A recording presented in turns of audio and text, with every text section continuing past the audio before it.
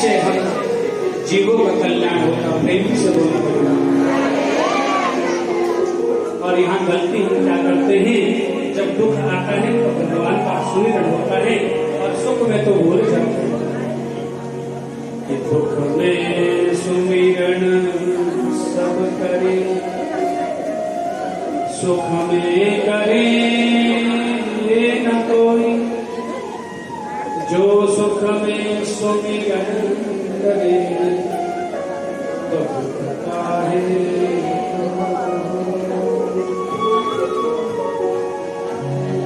गलती क्या हो जाती है, ऐसी ही गलती एक गज था,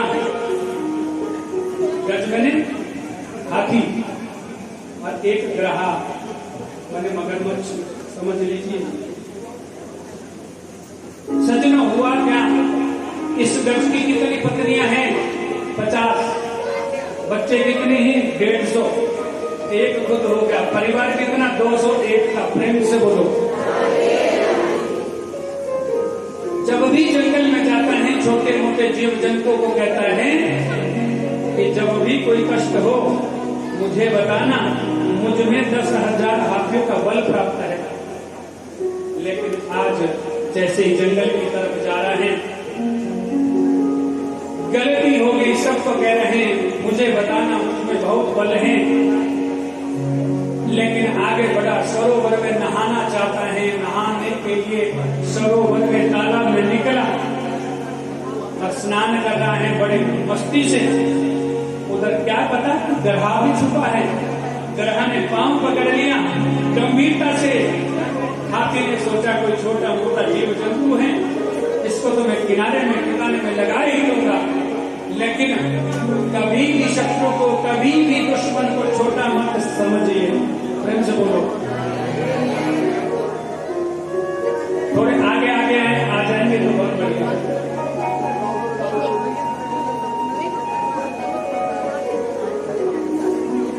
बड़ी बात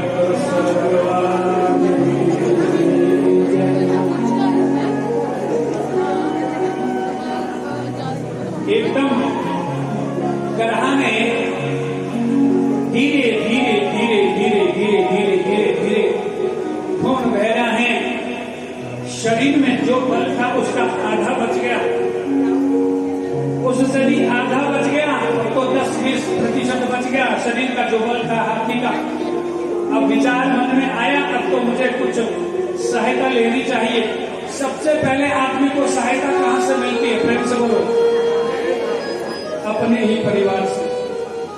अपनी पत्नियों से कहा, 50 पत्नियां थी, 150 बच्चे थे, मेरी सूंड से सूंड फंसा करके मुझे बाहर निकालो। बड़ा प्रयत्न किया, 1-2 दिन की बात नहीं, 10-20 दिन की नहीं, 3 महीने हुए हैं ये घमासान हुआ। अब 3 महीने से जिसकी पत्नी भूखी है, सोई नहीं है, और जिसके बच्चे 3 महीने से सोए नहीं, खाया नहीं, और हाथी का शरीर वो भी बड़ा, तो भला कितना कुछ होगा। अब क्या विचार किया सबने? माताओं से बच्चे कह रहे हैं पिताजी डूबते हैं या मरते हैं कोई परवाह नहीं, हम चले। निकल गए। और उसके बाद पत्नियां जो असल की थी वो बची, जो मूलधन की थी, ब्याज वाली तो निकल गई। प्रेम से बोलो।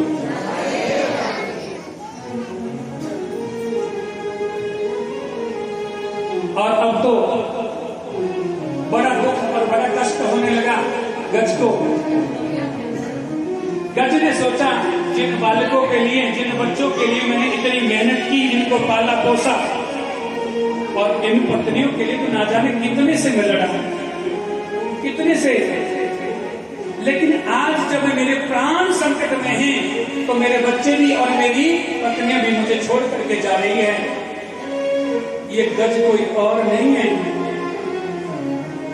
तो सही, लेकिन हम सब दुनिया के ऊपर ये सब कुछ घटित हो रहा है। बच्चे को पढ़ाओ लिखाओ, माँ बाप क्या कहते हैं, मेरा बच्चा दिल्ली में जॉब करता है, शादी करा दी, बहू भी वही, फिर तो जो है यहाँ आने के लिए भी तरसते हैं माँ बाप दर्शन करने के लिए भी, तो ये गज के बच्चे से कम बच्चे नहीं है आजकल के प्रेम से बोलो। और पत्नियां भी बुरा नहीं मानना, व्यासपीठ से बोलना पड़ता है। जब पति धरवान धराते हैं तो पति के साथ कहती है जन्म जन्म का साथ है निभाने को, 100 बार मैंने जन्म दिया। जैसे गरीबी आई तो फिर तो कहते हैं कि हम तो उसके आशिक हैं सदियों पुराने, चाहे तू माने चाहे तू न माने।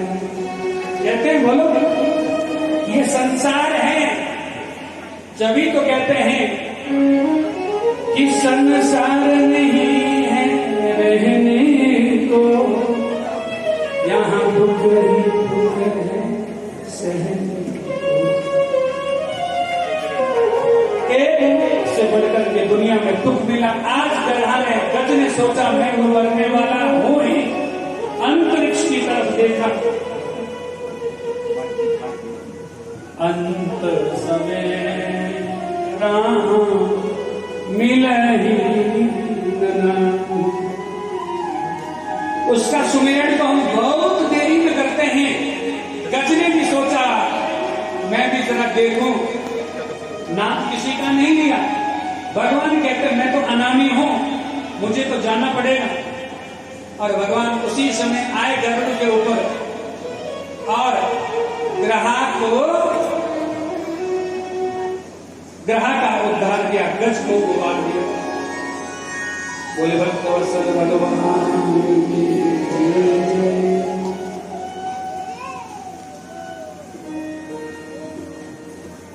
बोले बांके बिहार की जय।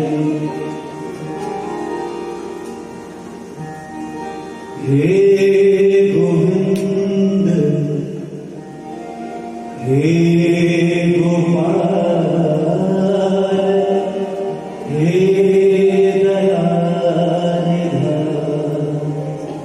निधान हे गोविंद हे गोपाल हे दया निधान हे गोविंद हे गोपाल हे दया निधान।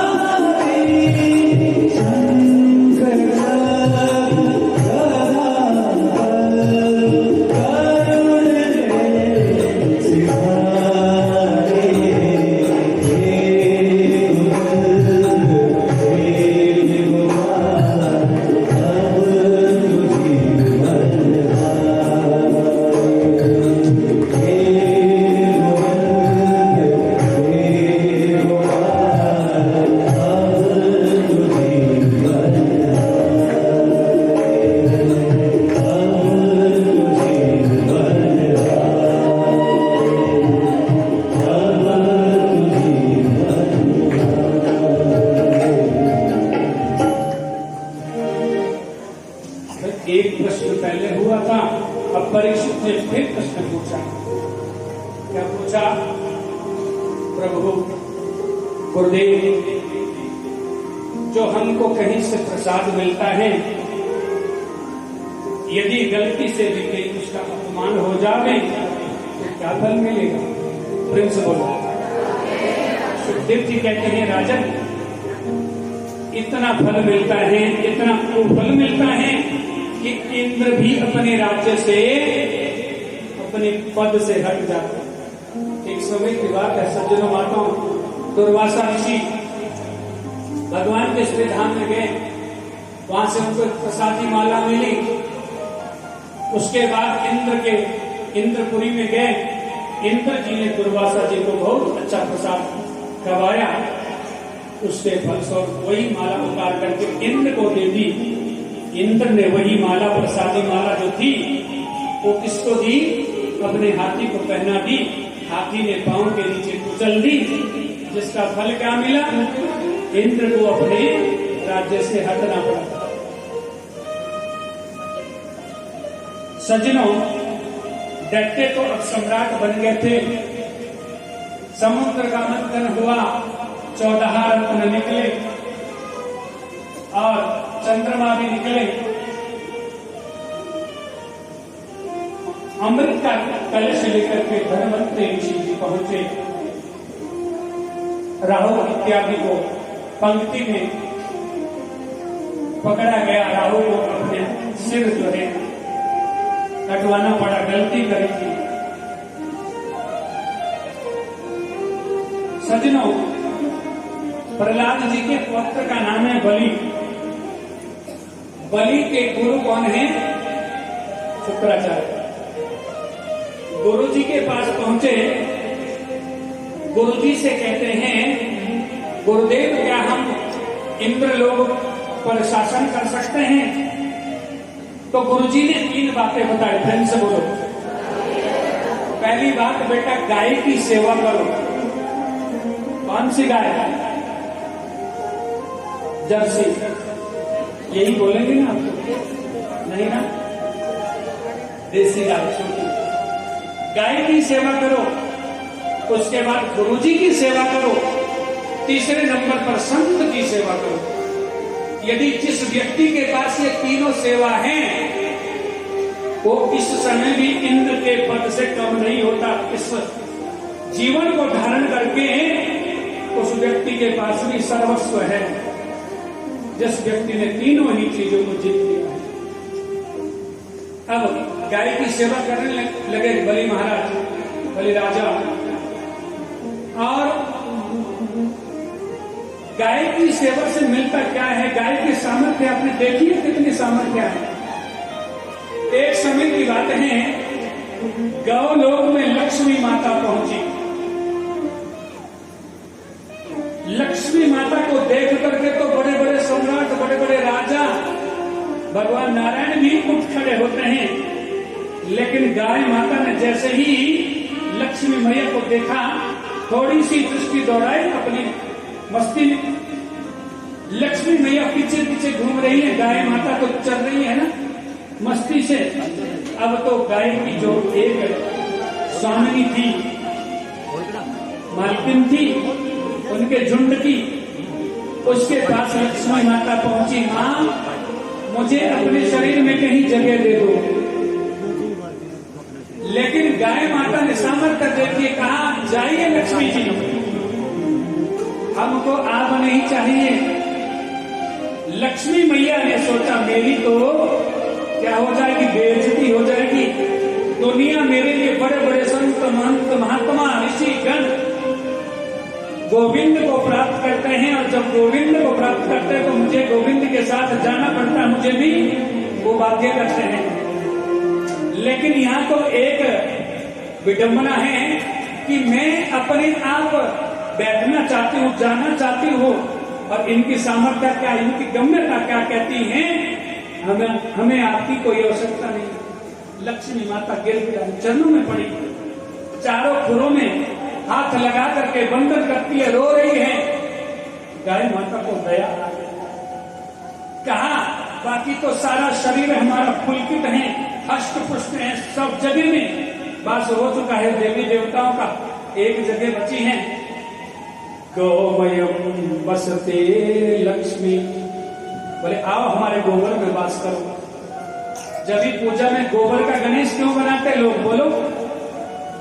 यहाँ के गोबर में तो नहीं बना सकते, शहर के गोबर में, क्योंकि वो तो जर्सी का होता है। गांव में जब हम पूजा करने जाते हैं तो वहां देसी गाय का गोबर, और उसमें दुर्वा क्यों लगाते हैं? दुर्वा कभी सूखती नहीं है, क्यों? क्योंकि धर्म की जड़ जो है बोले सदैव हरी रहती है। और जब ब्राह्मण उस गणेश की पूजा करते हैं तो कहते हैं दरवाजे पर इसको चिपका देना। क्यों? क्योंकि पुरोहित चाहता है कि मेरे यजमान के घर में सदैव लक्ष्मी टिकी हुई रहे। जब मेरा यजमान करोड़ोपति होगा, 10% यदि हमें भी मिलेगा, अगर अरबोपति होगा तो करोड़ोपति हम भी बनेंगे, यदि करोड़ोपति होगा तो ब्राह्मण भी लखपति तो उसके कहने से ही होगा। फिर से बोलो।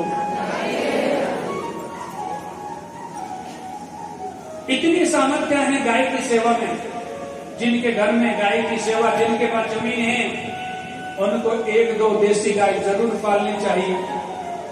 और जिन्होंने जिन से नाम लिया है, गुरु धारण किया है, उनको जो गुरुजी ने मंत्र दिए हैं उस पर भी पूरी निष्ठा के साथ गुरु की आज्ञा का पालन करते हुए उसका भी पालन करें। और संत तो महाराज सृष्टि के स्तंभ है। जहां जिस क्षेत्र में संत नहीं है वो तो शमशान भूमि के तुल्य हो जाती है, और जहां संत रहते हैं वो तो साक्षात क्या बन जाता है, स्वर्ग। आप जब बलि ने सारी सेवा की तो समस्त सेवा करने के बाद अब शुक्राचार्य जी ने आदेश कर दिया, जाओ चढ़ाई कर लो। और